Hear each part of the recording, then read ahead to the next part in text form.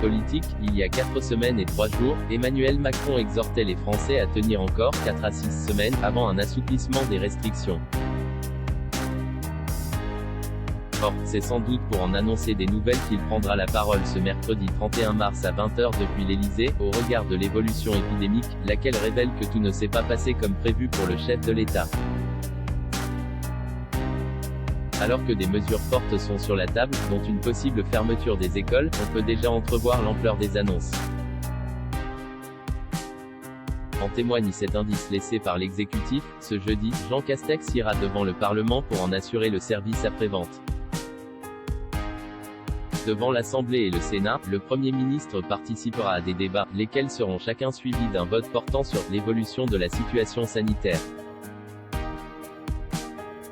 Outre cette procédure visant à obtenir l'adhésion politique des deux chambres, Jean Castex se présente devant le Parlement au titre de l'article 51 de la Constitution, lequel n'engage pas sa responsabilité. C'est surtout le motif invoqué pour prendre cette initiative qui laisse entendre qu'un important tour de vis se prépare.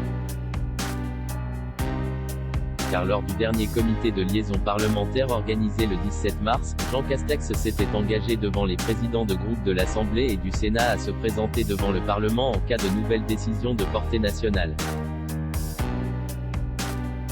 Ce qui sera donc le cas ce soir.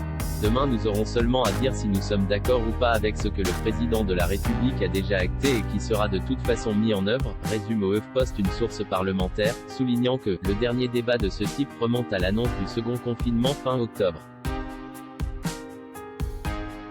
Ce que permet l'état d'urgence sanitaire. Si ce débat parlementaire confirme donc que les annonces de ce mercredi seront lourdes, impossible toutefois d'en déduire la nature.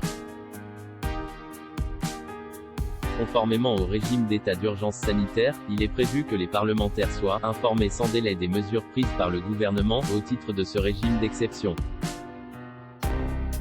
Et la liste des possibles est longue, allant de la limitation des déplacements à l'interdiction des rassemblements en passant par la fermeture provisoire d'une ou plusieurs catégories d'établissements recevant du public. Ce qui permet donc la fermeture des établissements scolaires.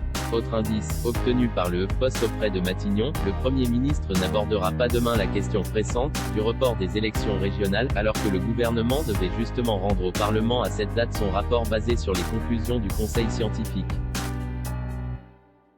Cela indique en creux que la venue de Jean Castex portera uniquement sur les annonces faites la veille par Emmanuel Macron et que celles-ci seront suffisamment lourdes pour mériter un débat qui ne soit pas pollué par des considérations électorales.